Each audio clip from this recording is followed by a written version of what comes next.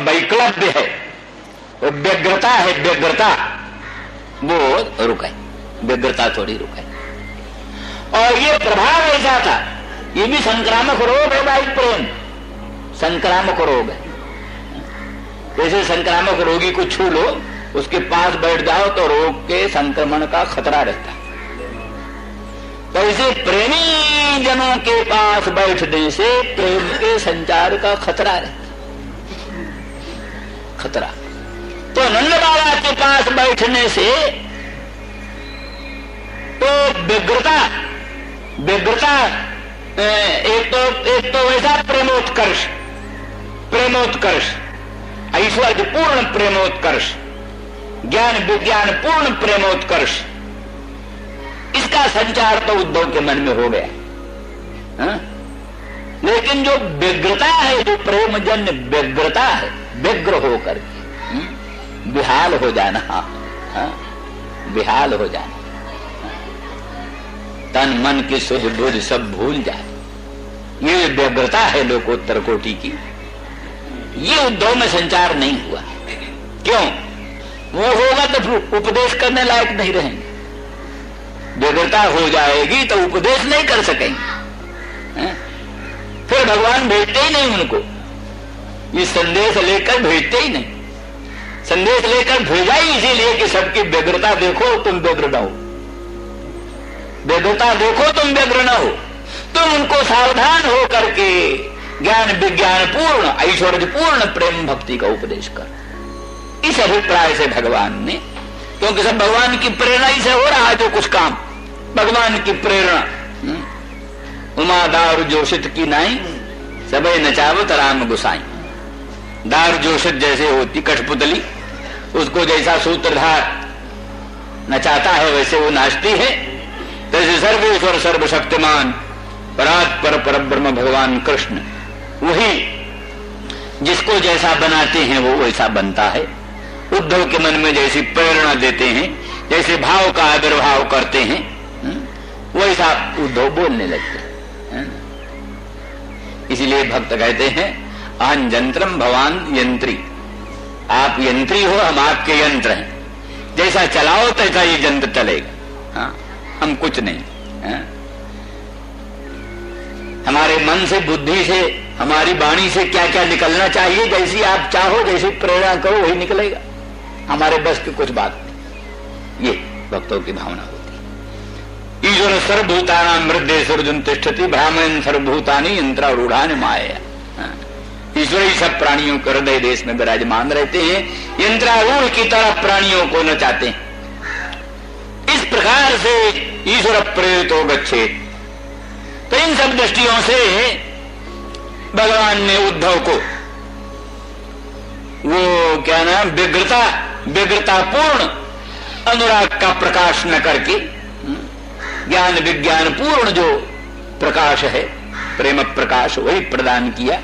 इसीलिए सावधान से जब वो देखते हैं कि नंद जी में व्यग्रता बहुत आ रही है, प्रेमोत्कर्ष से अभी मूर्छित हो जाएंगे थोड़े क्षण में, चट उसी समय जो है सो ऐश्वर्य की बात उठा करके कृष्ण की लोकोत्तर महिमा आप बोले ये तो ही विश्व से बीज जोनी। अरे जो जो जो तुम्हारे नंदन नंदन श्याम सुंदर ब्रजेंद्र नंदन कृष्णचंद्र और जो तुम्हारे बलराम, अरे ये तो ही विश्व से बीज जोनी, ये सारे विश्व के बीज हैं। बीज माने समवायी कारण और जोनी माने निमित्त कारण। समवायी कारण और निमित्त कारण दोनों है। ये तो वही विश्व चकारात सर्वावतारांच बीज जोनी, चकार से सभी अवतारों का भी यही बीज है, यही जोनी। इन्हीं से सब संपूर्ण सारा विश्व प्रपंच का आविर्भाव होता है, इन्हीं से विविध प्रकार के अवतार भी होते हैं। इसलिए ये बलराम और कृष्ण दोनों विश्व के समवायी कारण है और निमित्त कारण। बोले समवायी कारण निमित्त कारण रूप से तो प्रधान और पुरुष प्रसिद्ध है, तो कहा पुरुष प्रधानम, आप ही पुरुष प्रधान भी हो, अर्थात बलराम और कृष्ण यही पुरुष है, यही प्रधान है। इसलिए प्रधान पुरुष भी आपसे भिन्न कोई चीज नहीं है।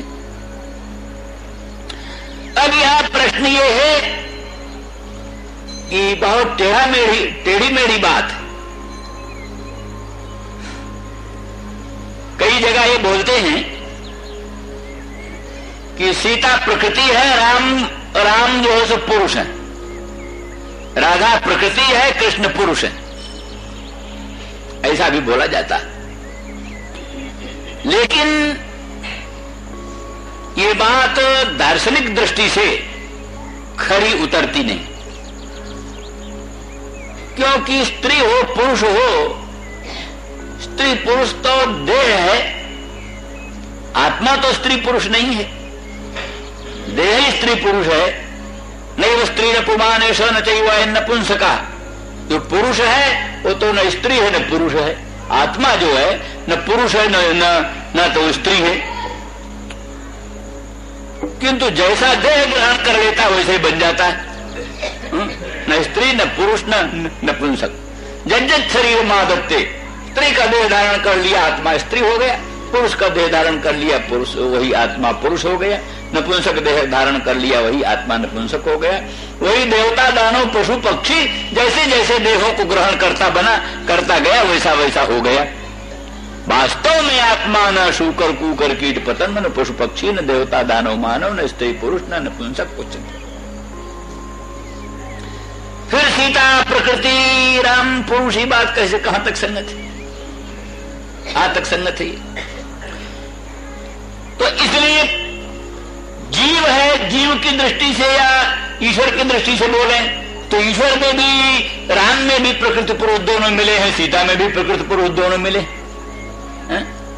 दोनों स्त्री पुरुष में दोनों में प्रकृति पुरुष मिले हैं। देहादि सब प्रकृति के अंश है, आत्मा पुरुष का अंश है। यही तो देह इंद्रिय मन बुद्धि अहंकार आदि सब प्रकृति के अंश है, आत्मा पुरुष का अंश है। तो प्रकृति पुरुष की मिलावट स्त्री भी है, प्रकृति पुरुष की मिलावट क्या ना पुरुष भी है ना? तो इस दृष्टि से ही हम कहा करते हैं कि जैसे अनंत ब्रह्मांड नायक परमात्मा का राम रूप में प्रादुर्भाव है, वैसे उसी अनंत कोटि ब्रह्मांड नायक परमात्मा का सीता रूप से प्रादुर्भाव है। जैसे उसी अनंत कोटि ब्रह्मांड नायक परमात्मा का कृष्ण रूप में प्रादुर्भाव है, उसी तरह से उसी पर ब्रह्म परमात्मा का राधा रूप में प्रादुर्भाव। इसीलिए वो संगत है एकं ज्योतिर्भूत द्विधा राधा माधव रूपकम। एक ही अखंड ज्योति ब्रह्म ज्योति दो रूप में प्रकट हो गई है, राधा के रूप में कृष्ण के रूप में। तो राधा प्रकृति है, कृष्ण पुरुष है, ये कल्पना आपेक्षिक, निरपेक्ष नहीं। ये कल्पना निरपेक्ष नहीं, आपेक्षिक कल्पना।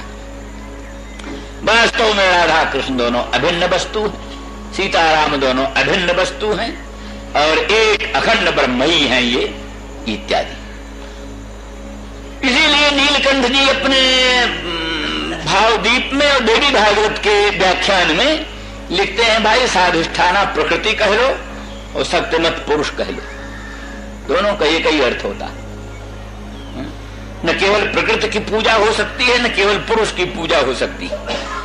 पुरुष की पूजा जब होगी तब शक्तिमत्तया, शक्तिमान पुरुष की पूजा होती है।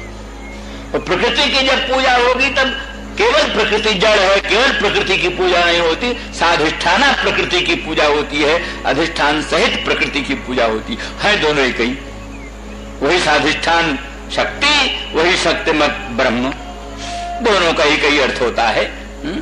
शक्ति विशिष्ट ब्रह्म ही तो रामादि रूप में है, और साधिष्ठान शक्ति अधिष्ठान रूप ब्रह्म सहित जो शक्ति है वही भगवती आदि के रूप में प्रकट होती है। वस्तु एक। इस अभिप्राय से साधिष्ठाना शक्ति में शक्ति का प्राधान्य, पुरुष बन गया विशेषण, शक्तिमत ब्रह्म में शक्ति विशेषण हो गया और पुरुष हो गया विशेष्य। इस तरह से प्राधान्य अप्राधान्य अभिप्राय से जहां पुरुष का प्राधान्य है वहां शक्तिमत ब्रह्म कह दिया, जहां प्रकृति का प्राधान्य है वहां साधिष्ठान शक्ति बोल दिया। इस प्रकार से व्यवस्था चलती। इसी अभिप्राय से राधा को शक्ति, कृष्ण को पुरुष, सीता को शक्ति, कृष्ण को, राम को पुरुष इत्यादि उक्तियां चलती। सापेक्ष उक्तियां, निरपेक्ष उक्तियां नहीं। तो वो शक्ति जो है, वो कहते हैं व्यवहार में दो ही से काम चलता है, एक से काम चलता ही नहीं।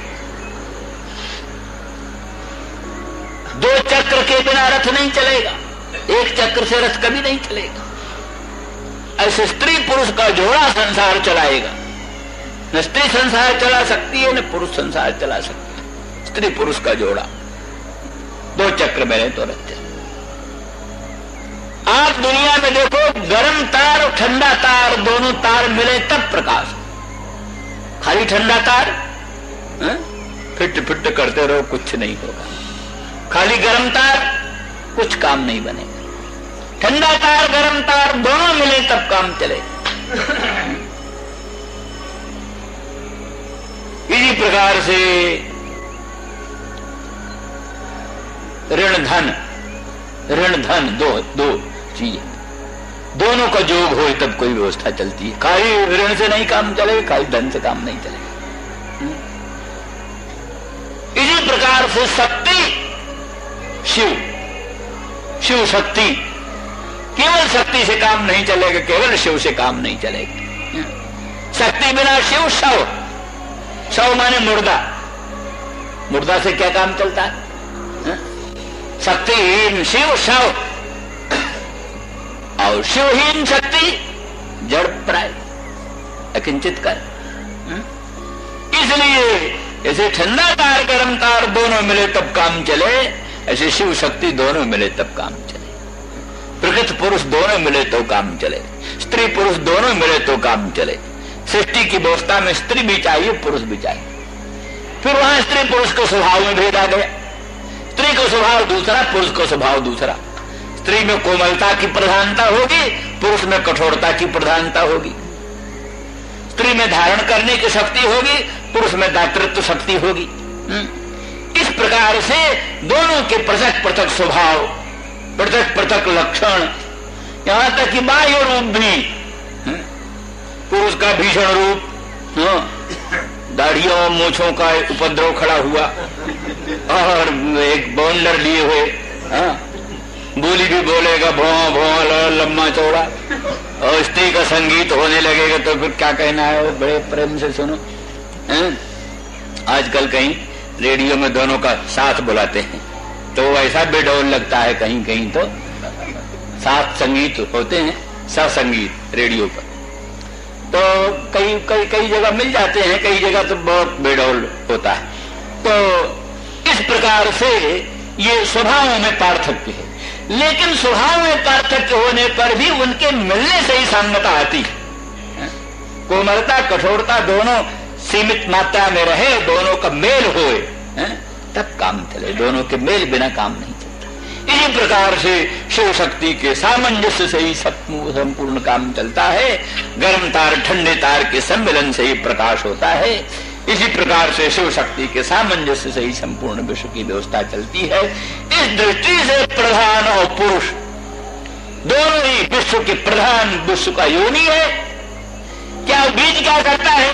बीज क्या करता है? ईश्वर के प्रभाव से धरणी में बीज डाला, धरणी में पृथ्वी में बीज डाल दिया। गेहूं का बीज, जौ का बीज, बाजरे का बीज धरती में डाल दिया। धरती में डाल देने से धरती, पानी, वायु, धरणी अनिल जल संयोग, धरणी अनिल जल संयोग तीन हो, फिर पृथ्वी मिले, जल मिले, वायु मिले। वायु न हो तो भी नहीं बीज में पैदा हो, बीज अंकुरित नहीं हो सकता वायु न हो तो। जल न हो तो भी वायु बीज अंकुरित नहीं होगा, पृथ्वी न हो तो भी। खाली घड़े में रख करके पानी डाल दो, उसमें वायु लगाओ, उतने अंकुर पैदा होगा। अंकुर पैदा करने के लिए धरणी चाहिए, अनिल चाहिए, जल चाहिए। धरणी अनिल जल संयोग से बीज अंकुरित होगा। तो ईश्वर की शक्ति से बीज स्वसजातीय अवयवों को, स्वसजातीय अवयवों का संग्रह करके, या बीज के सजातीय पार्थो अवयव, बीज के सजातीय पार्थो अवयव, क्योंकि जो पृथ्वी में बहुत प्रकार के अवयव हैं। पृथ्वी में गन्ना को अभिवर्धन करने वाले भी अवयव हैं, संतरा को भी अभिवर्धन करने वाले अवयव हैं, आम को भी अभिवर्धन करने वाले अवयव हैं, इमली को भी अभिवर्धन करने वाले अवयव हैं, गेहूं को भी, जौ को भी, बाजरे को भी, सबको अभिवर्धन करने वाले अवयव पृथ्वी में है। पृथ्वी का एक भंडार है, अनंत अनंत शक्तियों का भंडार। उसी धरणी में गन्ना बो दो तो उसमें से गन्ना के सजातीय अवयवों का संकलन होगा, उससे गन्ना को स्वरूप बन जाएगा। उसी पृथ्वी में संतरा का बीज डाल दो तो उसी पृथ्वी में से संतरा के अभिवर्धक अवयवों का संग्रह होगा, उसके द्वारा संतरा का स्वरूप बन जाएगा।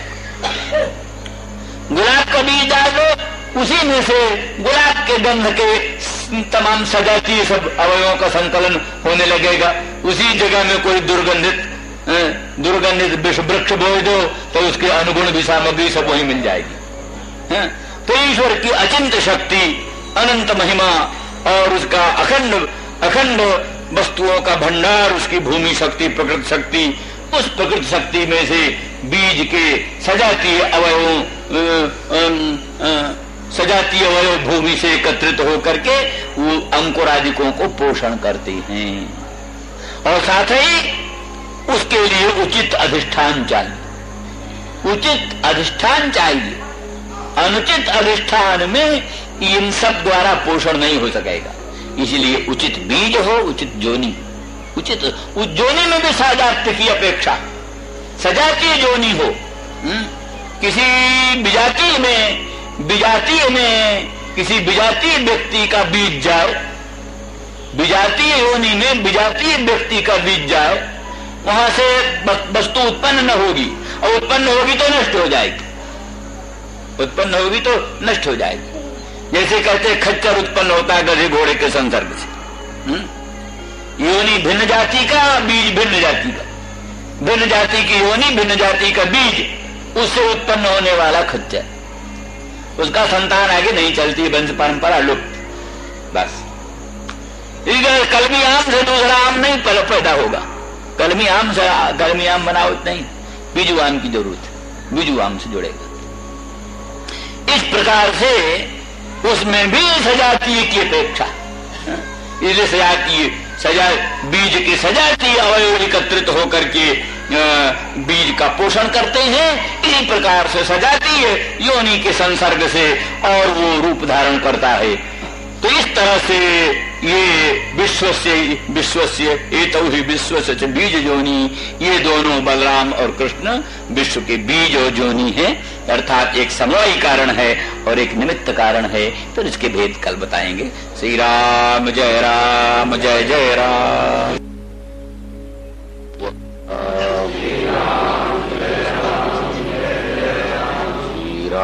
बीज जोनी रामो मुकुंद पुरुष प्रधानम अन्वीय भूतेषु विलक्षणस्य ज्ञानस्य चेशात इमौ पुराणौ। राम माने बलराम और मुकुंद कृष्ण, ये दोनों ही विश्व के बीज और जोनी।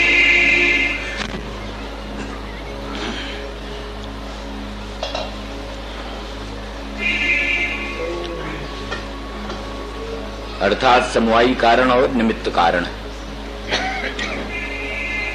और वही पुरुष और प्रधान है, वही पुरुष है, वही प्रधान है।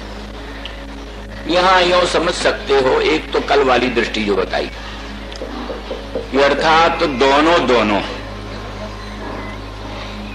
जैसे स्त्री पुरुष दोनों में ही पुरुषांश और प्रधानांश होता है, पुरुषांश प्रधानांश दोनों होता है।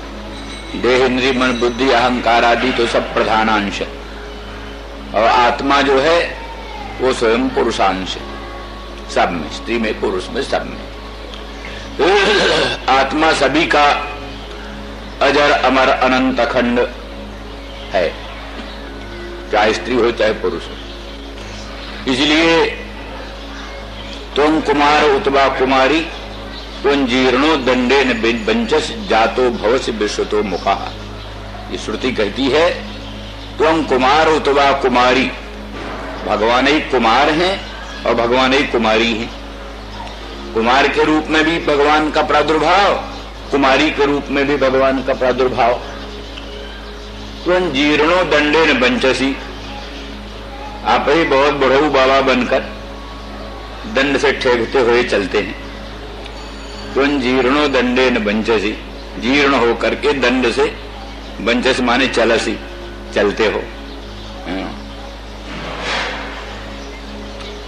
जातो होस विश्वतो मुखा, विश्वतो मुख हो करके अनेक रूप से आप ही प्रादुर्भूत होते। उपलक्षण कुमार कुमारी जीर्ण उपलक्षण है। जितना भर भी सारा प्रपंच है, विश्वतो मुखा, सर्व रूप से आपका ही प्रादुर्भाव होता है। तो एक दृष्टि तो यही है। और दूसरी दृष्टि ये ले लो कि बलराम है अव्याकृत,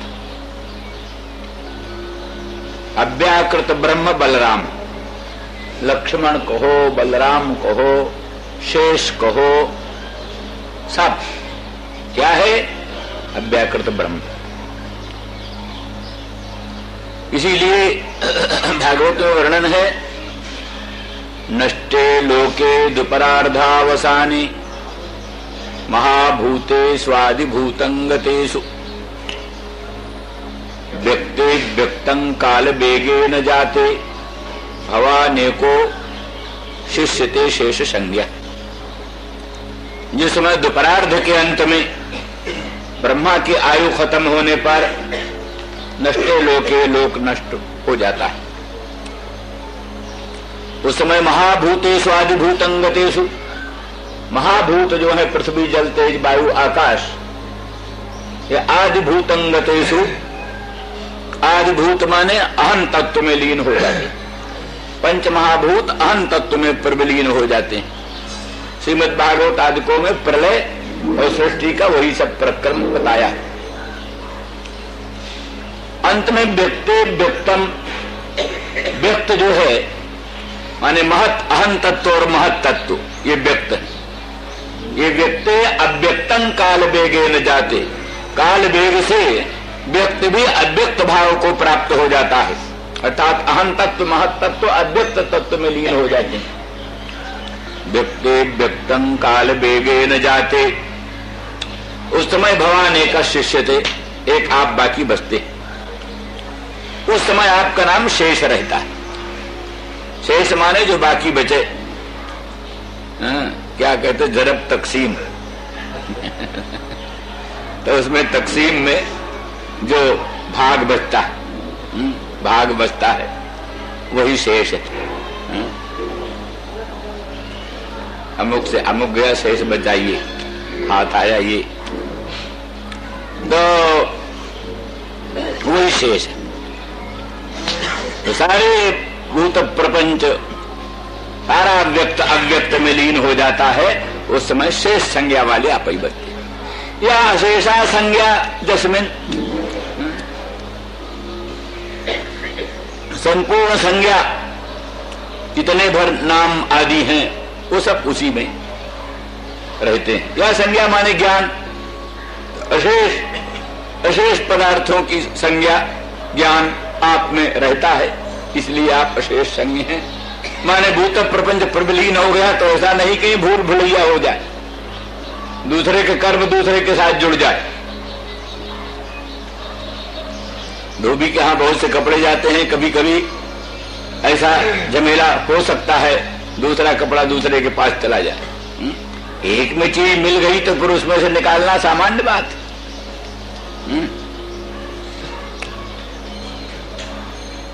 पानी और दूध मिल जाता है, कौन उसको पृथक पृथक कर सकता है? अंश दूसरे किसी की सामर्थ्य नहीं पानी और दूध को अलग अलग कर दे। और उससे भी कठिन, समुद्र में गंगा मिल गई, जमुना मिल गई, सरस्वती मिल गई।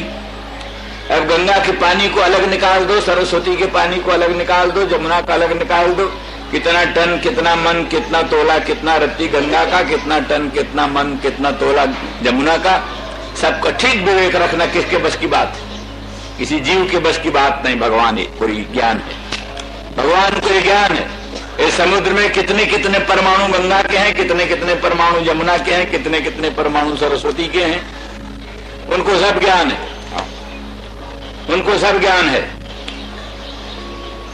और चाहे तो सबको पृथक भी कर दे, चाहे तो सबको पृथक कर दे, समझो। बल्कि उन्हीं की अघटित घटना पटी सी मंगलमयी लीला शक्ति से बादल जो पानी निकालता है, तो वो बादल वही पानी बरसा है जो जहां का है। इसलिए गंगा का पानी वहीं पड़ेगा जहां से फिर लौटकर गंगा में जाए। समुद्र से जो गंगा का पानी बादल के द्वारा उठाया गया, वो वहीं पड़ेगा जहां से फिर गंगा में जाए। जमुना का पानी वहीं से वहीं पड़ेगा जहां से फिर जमुना में जाए, क्योंकि साधारण जल तो नहीं है, वो तो असाधारण चीज है, ब्रह्मद्रव है। तो कोई नई नई चीज, नया नया कोई थोड़ा ब्रह्म बनता रहता है, नया नया तो ब्रह्म नहीं बनता रहता, वो तो जो उसकी सुस्थिर वस्तु है वही बनती है। इसलिए वो विशिष्ट बातें हैं। तो ये सारा, ये संपूर्ण सामर्थ्य किसी जीव में नहीं है, किसी अल्पज्ञ में नहीं हो सकता। फिर उससे भी कठिन है कि अनंत ब्रह्मांडाधिष्ठान परमात्मा में सब जीव लीन हो गए, सब उनके अंतःकरण भी लीन हो गए, लिंग शरीर लीन हो गया, उनके जितने कर्म है सब लीन हो गए। अर्थात अगर सबका जीव पृथक पृथक रहे, लिंग शरीर पृथक पृथक रहे, उनके कर्म पृथक पृथक रहे, तो कहां प्रलय हुई? प्रलय का मतलब अविभागापत्ति, अविभागापत्ति का नाम प्रलय। जितना विभाग है, मैंने विभाग का ही नाम उत्पत्ति है। तत्व पदार्थों का विभाग हो जाए यही उत्पत्ति है, और अविभागापत्ति प्रलय है। तो अविभागापत्ति का अर्थ है कि संपूर्ण जीव, संपूर्ण उसके लिंग शरीर और संपूर्ण उसके कर्म सब के सब ब्रह्म के साथ अविभक्त हो गए। तो ब्रह्म के साथ अविभक्त हो गए, तब किसकी सामर्थ्य है कि उस अविभक्त हुए को ज्यों को त्यों निकाल देना, उसमें कोई भूल भुलैया न हो, दूसरे प्राणी का सुमेध दूसरे के साथ जुड़ जाए, दूसरे प्राणी की ब्रह्महत्या दूसरे के साथ जुड़ जाए, तो बहुत बेढंगा उपद्रव खड़ा हो जाए। इसलिए अशेषाणाम प्राणिनाम कर्मणाम तेषाम तेषाम वस्तूनाम संज्ञा ज्ञानम जिसमिन अवशिष्यते, वो अशेष संज्ञा। इसलिए संपूर्ण प्राणियों का, संपूर्ण लिंग शरीरों का, संपूर्ण कर्मों का पूर्ण संज्ञा, पूर्ण ज्ञान रहता है जिसमें। और फिर जैसे हंस क्षीर नीर को पृथक कर देने की ताकत रखता है, जैसे भगवान ये भी ताकत रखते हैं कि किसका कर्म कहाँ, किसका कौन जीव का लिंग शरीर, किसका कौन कर्म, वो सबको एकदम पृथक कर सकते हैं। इसलिए सृष्टि काल में सबको विभक्त कर देते हैं, प्रलय काल में सबको अविभक्त कर देते हैं। तो वस्तु दूसरी बोर चले गए। सार ये है कि इन सब दृष्टियों से वो जो है क्या चीज है, वो क्या चीज है, उसका नाम अव्याकृत है। कारण ब्रह्म में प्रपंच का विलय होता है, कारण ब्रह्म में, उसी कारण ब्रह्म को अव्याकृत कहते हैं। अव्याकृत माने व्याकरण से पहले की हाल, नाम रूप का जो व्याकरण है हुआ माने का विस्पष्टीकरण। नाम रूप का विस्पष्टीकरण तो सृष्टि, सब नाम रूप पृथक पृथक हो जाए यही सृष्टि है। और नाम रूप के व्याकरण के जो पहले की अवस्था, नाम रूप के स्पष्टीकरण की जो पहले की अवस्था, उसी का नाम अव्याकृत है। अव्याकृत है बीज अवस्था, जो बीज अंकुर भाव को प्राप्त होता है, अंकुर भाव को जो जीव प्राप्त होता है, जो बीज अंकुर भाव को प्राप्त होता है, वही अंकुरोत्पत्ति उन्मुख जो उच्छून बीज है। धरणी अनिल जल के संसर्ग से वो थोड़ा फूल जाता है, धरणी अनिल जल के संसर्ग से कुछ फूल जाता है बीज, फूलता है तो फूटता है तब उसमें से अखुआ निकलता है। ये है क्रम। इसीलिए कहीं लिखा तस्मात् अव्यक्तम उत्पन्नम, अव्यक्त भी उत्पन्न होता है। त्रिगुणम द्विसत्तम माने क्या ना, त्रिगुण जो अव्यक्त है वो भी भगवान से उत्पन्न होता है। उत्पन्न कैसे होता है? अज है वो तो। उत्पन्न होने का अर्थ क्या है?